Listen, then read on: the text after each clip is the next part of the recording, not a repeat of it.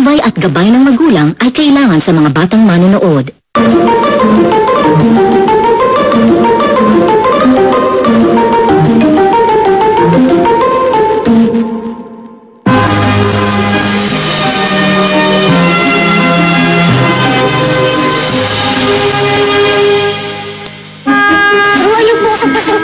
Sige na.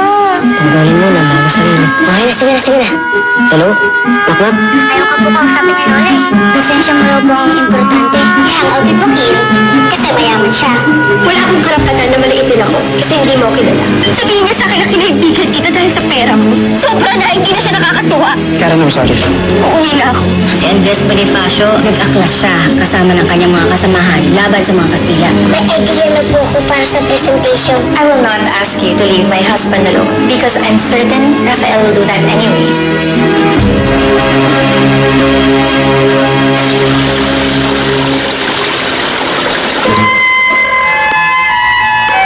Subscriber you are calling is currently not available. Please try your call later.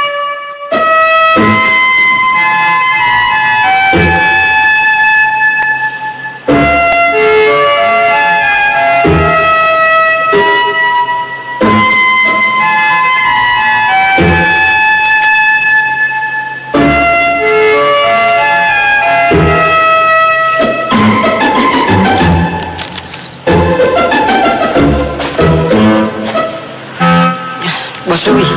Sorry po, sis. Hindi, okay lang. Boss Joey. Okay lang patulong. Ano po ang kailangan niyo, sir? Nagalit yung friend ko eh. Eh, ba't mo kayo nagawa? Eh, yung mata ko, sablay. Ah, babae. Ano yan? Notebook niya. Hiniram ko pero hindi niya alam. Sabi mo yan. Pwede mo makita? Sure. Oh, yan ako to si Karen ah. Eh, di ate ni Princess, di ba? Joey, kamay na eh. Sus lang, okay? Discreet lang. Okay. Sorry, sorry. Ano ko si Karen? Oh, Wala nakarinig. tama. Ay, nagsasakal pala ito. May bilis ang pagpintig. May dalang bagong hinig. Steve, Gumaganda ang... melodya. Ba? Bisado mo na, sir. Laging binabasa yan. Kung ikaw ang nakikita. Bakit? Ba't hindi mo siya lagyan ng music? Lagyan mo ng music, tapos gawin mo kanta. Ay, pwede yun. Bumibilis ang pagpintig. Susubukan? Sir, okay lang? Sige. Okay lang, okay lang. Sige, sandali na po. Okay. Malamig ka din, sir. Okay lang, okay lang. Tayang kita ka. Collection eh.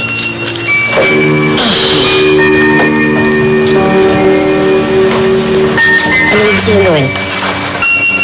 Siguro, di ba parang mas sweet kapag medyo yung parang gusto mo talagang maintindihan niya yung kanta na gusto mo iparating talaga sa kanya na maayos. Parang, Pwede. Kasi kanya bumibilis ang pagpintig. gusto mo, Pero huwag masyadong mabagal siguro pa. Pero siguro, bumibilis.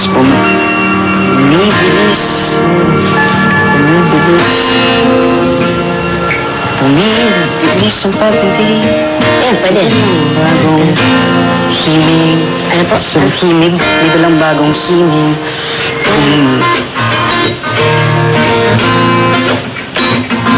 Simple lang. Oh, dear. Yung ikaw nakikita. Tindihin. Pwede. Sir, Dad. Ginagawa niyo? Jamming. Jamming lang. Boss Joe. Kamusta ba kayo?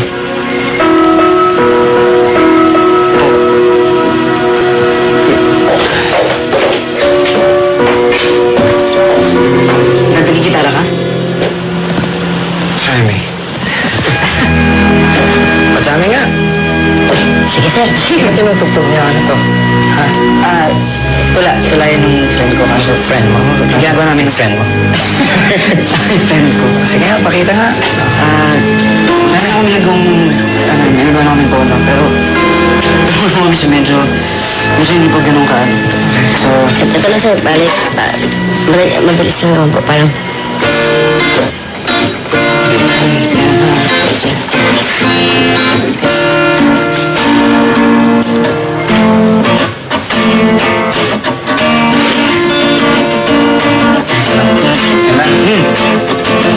bilis sa pag-ibig, ito lang batong sisimulan. Gumagandang melodya, tuwing ikaw ang nakikita. Kumanta? Ang singin, huwag mo sanang baliwalain. Bawat tugong gandong, puso nito'y pumupulong. Ano ba yan?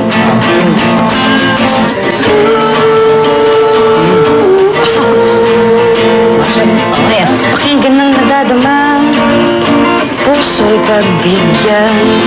Bagong tono, bagong tempo, magkasal yung puso mo sa puso ko. Okay na yan. May break, no? Ang puso natin, dentro ba sa puso nating dalawa? Ang ganito natin.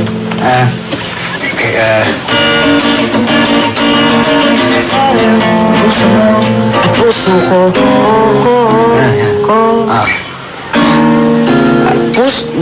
Puso nating dalawa. Ayun. pwede po. Opo, ganda pa yan. Alexander.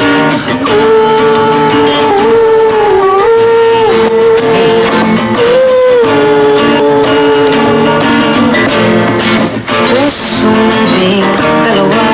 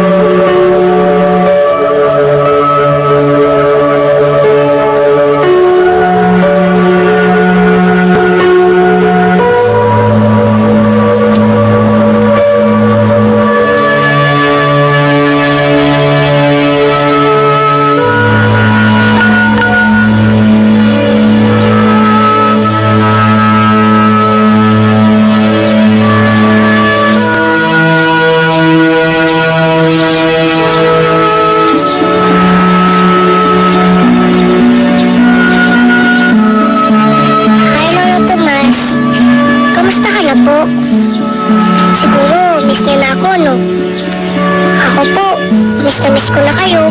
Di ko na po kasi kayo nakaka-happy-happy. Tsaka di ko na po nakukulat yung ilong nyo at yung pisngi nyo.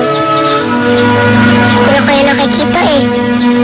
Pero alam ko po na kayo, nakikita nyo ako.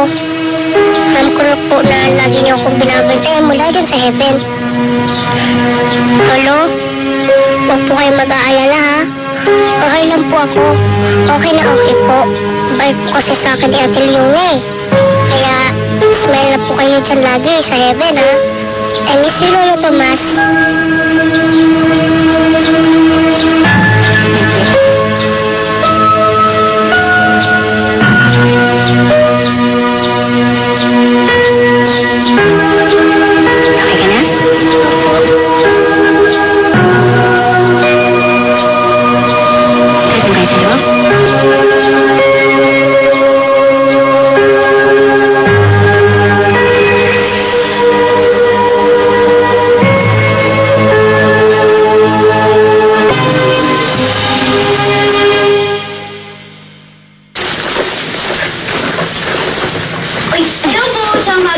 Ano po?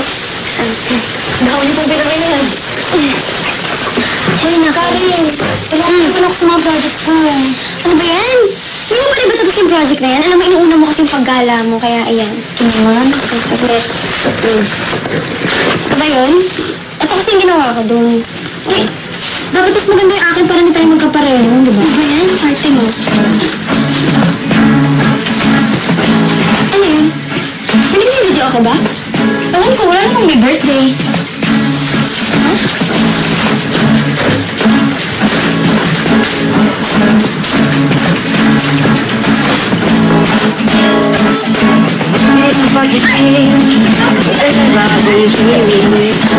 Magandang melodya, di ka makikita. Subukan mong tindihin, huwag mo sanang baliwalain. Bawat hugong sabi ko, yung sulit ay binubulong.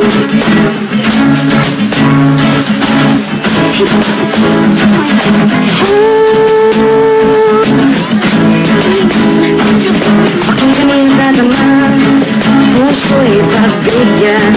Bagong tono, bagong tempo, magkasali ang puso mo, puso ko. Puso natin dalawa.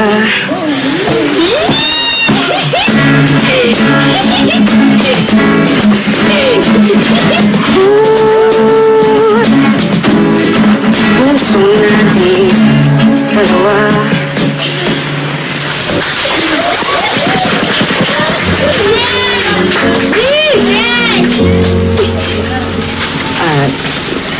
Hi, Karen.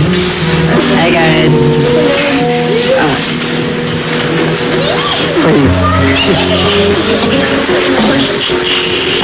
Hi, Tara.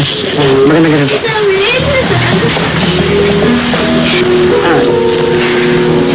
Ano po yung isa? Hindi ko pa nabalik.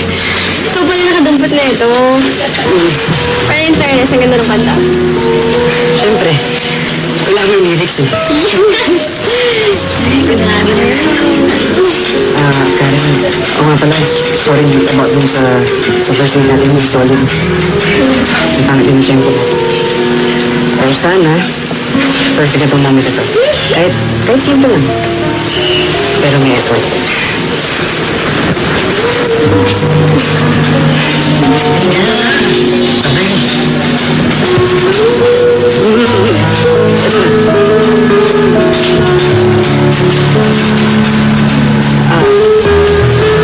Karen, kasi gusto ko naligawan mo. Pwede mo ba?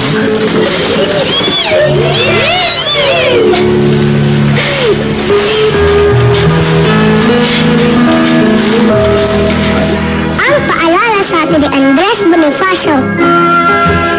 Ibigin ang bayan ng sunod sa Diyos. Ibigin ang bayan ng buong dangal. At higit sa lahat, ibigin ang bayan ng higit sa iyong sarili. Galing! Pahag na? Battle yun, ha? Okay na, pero konting practice na lang. Basta Princess, tatandaan mo, ha? Bawat salita, hindi mo lang basta ibabato, ha? Kailangan, bawat salita na lalabas sa bibig mo, manggagaling sa puso. Damihin mo yung mga salita at yung buong pangkalahatan ng mensahe ng declamation piece mo, okay? Sige po, Ate Leona. Lahat po ng payo gagawin ko. Oh, magpa-practice na po ako ulit. Sige. Ang paalala sa atin ni Andres Bonifacio, ibigin ang bayan na sunod sa Diyos. Ibigin ang bayan ng buong dangal. At higit sa lahat, ibigin ang bayan ng higit sa iyong sarili.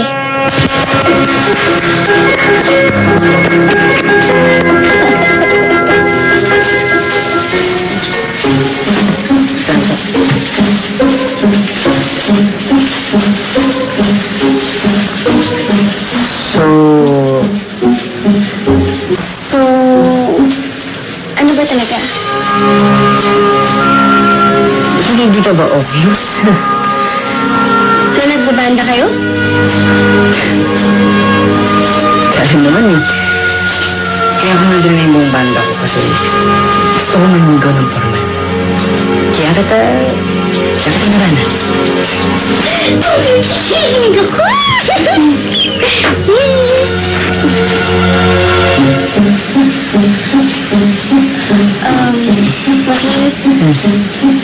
Huwag ka sana magagalit. Pero, huwag ka namang harana. Huwag mo nagawin mga ganito. Ha? Bakit? Hindi lang ako ready sa mga ganito. Nakaka-flatter, oo. Pero, nakaka-pressure din. Tsaka, baka masayang na yung effort mo. Karen, hindi naman kita pinipressure eh. Gusto ko lang ipakita na sincere ako. Matotoo yung nararamdaman ko. Yun lang. Pasensya ka na, Joaquin. Ayaw ka lang na magsayang ka ng oras at umasa.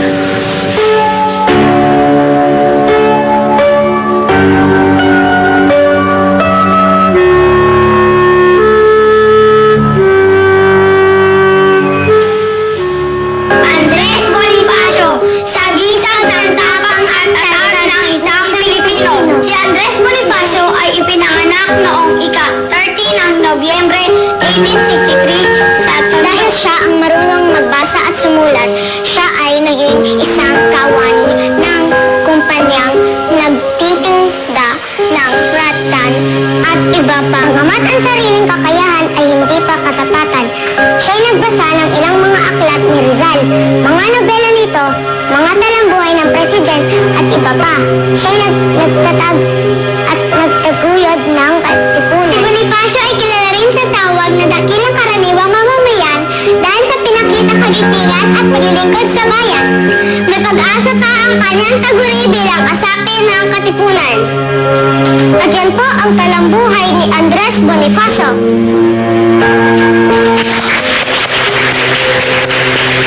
Very good, Jerome. Very good, Cyril. And very good, Charlotte. We all had fun sa presentation niya. Napakaganda. You may all take your seat. Shuri, parang mali po yung gagawin ko. Hindi mali yan. Kakaiba nga eh. Unique. O, hindi kagaya ng iba. Parang inuwalin mo sa internet, di ba? At dahil hindi nakapag-practice si Chelsea at Stacy kasama si Princess, magkakaroon tayo ng solo presentation. Palakpakan natin, class, si Princess Cruz.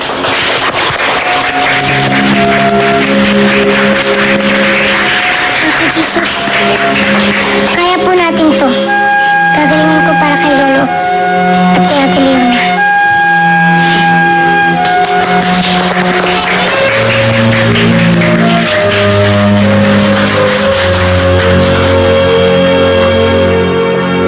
Hindi mo kailangan ng bantayog para maging bayani. Ang kabayanihan ay nasa puso. Ang simpleng paggalang sa mga magulang, kabayanihan. Pagtulong sa mga matatanda, kabayanihan. Ang pagtulong sa inaapi, kabayanihan. Yan ang paalala sa atin ni Andres Bonifacio. Ibigin ng bayan ang sunod sa Diyos. Ibigin ng bayan ng buong damay. At higit sa lahat, ibigin ng bayan ang higit sa iyong sarili. Dahil walang magtatanggol sa ating bayan kundi tayo mismo. Isang bayani na lumalaban para sa kalayaan. Mga mag-aaral na nagmamahal sa bayan. Mabuhay si Andres Bonifacio! Mabuhay ang kabataang Pilipino!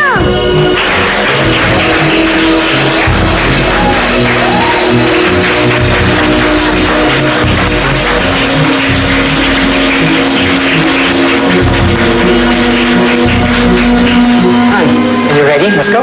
I got this. Apo si Joey to. Ano si Lola? Nasa ospital? Pwede bang kayo nang bahala kay Princess? Family guys. Mama, you have to see this. Calm down. Ako nang bahala dito. We need to do something para sa image ng bansa, madam. What if mag-host tayo ng isang international event? Malaki magagastos pagka ganyan. How about a royal visit? Tamang-tama, interesado sila Prince Cromwell na pumunta. May charity kasi sila. Well then, let's prepare for a royal visit.